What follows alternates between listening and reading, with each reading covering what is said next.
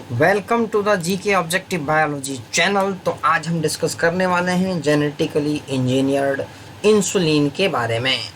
तो शुगर एक डिसीज़ है जो कि बहुत ही डेंजरस डिसीज़ है भैया। लाइफ टाइम की दवाई खानी पड़ जाएगी अगर एक बार हो गया तो देखो कितना खतरनाक है। तो management of adult onset diabetes is possible by taking insulin at regular time interval. ये तो वेल नोन फैक्ट है कि इंसुलिन आपको चाहिए ही चाहिए भैया, अगर अडल्ट होते हुए अगर आपको डायबिटीज़ हो गई तो। ठीक है जी, ये हो गया। तो you can easily grow a large quantity of the bacteria and make as much insulin as you need.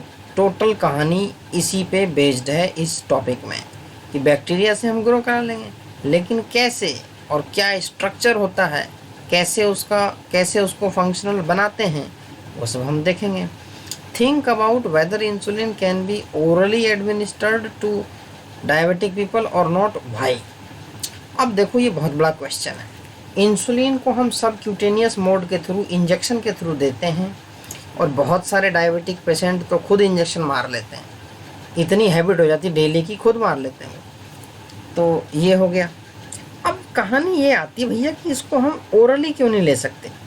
देखो इंसुलिन एक प्रोटीन है, अगर प्रोटीन को हमने ओरली लिया तो वो डाइजेस्ट हो जाएगा। हमारे डाइजेस्टिव एंजाइम प्रोटीएजेस जो हैं वो उस पर कर देंगे एक्ट। जब एक्ट कर देंगे, काइमोट्रिप्सिन, ट्रिप्सिन, बहुत सारे एंजाइम्स हैं हमारे अंदर, एक्ट करेंगे, उसको कर देंगे ब्रेक डाउन कर देंगे, तो इंसुलिन इफेक्टिव रह नहीं पाएगा। इसलिए ओरल रूट से नहीं दे सकते। इसका आंसर तुम्हें मिल गया होगा। अब देखते हैं, insulin used for diabetes was earlier extracted from pancreas of slaughtered kettles and pigs. तो पहले पुराने ज़माने में, आज से 10-15 साल पहले, क्या होता था कि कैटल्स और पिग्स से इंसुलिन को आइसोलेट करते थे, इवन ह्यूमन यूज़ के लिए। तो देख लो क्या कहानी थी पहले। जैसे जैसे टेक्नोलॉजी एडवांसमेंट होती गई वैसे वैसे ह्यूमन ने भी जो है आगे अपना बढ़ाया सिस्टम। तो insulin from an animal source do called some patients to develop allergy. तो कई लोगों को एलर्जी भी हो जाती थी। अब भाई एनिमल से निकालोगे तो जाहिर सी बात है थोड़ा सा होने के चांस है। Other types of reactions to the foreign protein, उसको फॉरेन प्रोटीन कंसिडर करके अदर रिएक्शंस भी हो जाती थी। तो इंसुलिन का हम स्ट्रक्चर देखते हैं। ये देखो, तो दो चेन होती हैं पॉलीपेप्टाइड की, इसको बोलते हैं chain A and chain B, that are linked together by disulphide bridges. दोनों के बीच में, चेन ए और चेन बी के बीच में डाइसल्फाइड ब्रिजेस होंगी।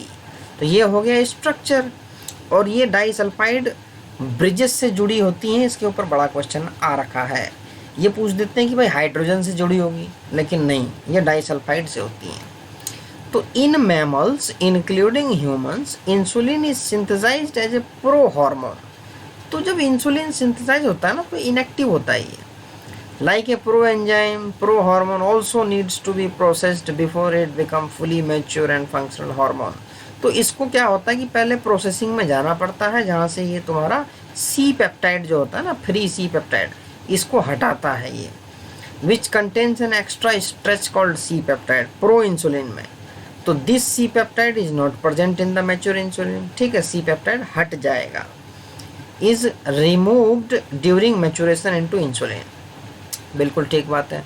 अब जो मेन प्रॉब्लम आई थी प्रोडक्शन में रिकॉम्बिनेंट डीएनए टेक्नोलॉजी के यूज से, कि भाई इंसुलिन को हम प्रोड्यूस तो कर देंगे लेकिन असेंबल्ड इनटू ए मैच्योर फॉर्म, उसको हम असेंबल कैसे करेंगे। अब ये सिस्टम बनाना बहुत ही डिफिकल्ट था। तो इसको देखते हुए शुरुआत में कोशिशें की गई लेकिन सक्सेस नहीं मिली। तो 1983 में एली लिली नाम की एक अमेरिकन कंपनी थी, इसने क्या किया कि 2 डीएनए स्ट्रैंड बनाए, सीक्वेंसेस, जो कि हमारे चेन ए और चेन बी इंसुलिन के, ह्यूमन इंसुलिन के इक्विवेलेंट थे। ठीक है, तो उसको इंट्रोड्यूस कराया गया किसमें, प्लाज्मिड्स ऑफ इकोलाई में। क्रोमोसोमल डीएनए में नहीं कराया गया, उसके प्लाज्मिड में कराया गया, टू प्रोड्यूस इंसुलिन चेन्स। अब हमारे पास चेन ए आ गई, चेन बी आ गई। अब यहाँ प्रो इंसुलिन का मतलब ही नहीं है, तो मैच्योरेशन की ज़रूरत क्या है, डायरेक्ट ए और बी है, दोनों को डाइसल्फाइड ब्रिज से अलग कर दो। तो यहाँ डाइसल्फाइड ब्रिज से जोड़ दो, अलग नहीं करेंगे, जोड़ेंगे, ताकि हमारी इफेक्टिव इंसुलिन बन जाएगी। तो chain A and B were produced separately, अलग अलग सेल्स में प्रोड्यूस करा लिया, एक्सट्रैक्ट कर दिया गया, combined by creating disulphide bonds to form human insulin.